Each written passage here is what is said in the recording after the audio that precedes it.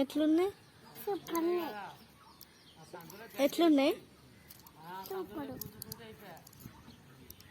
నాకు ఇయ్యవా?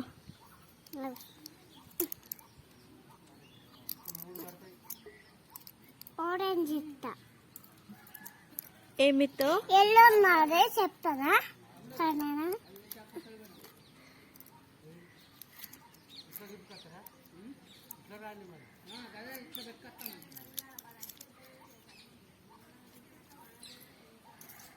ఎల్లున్నది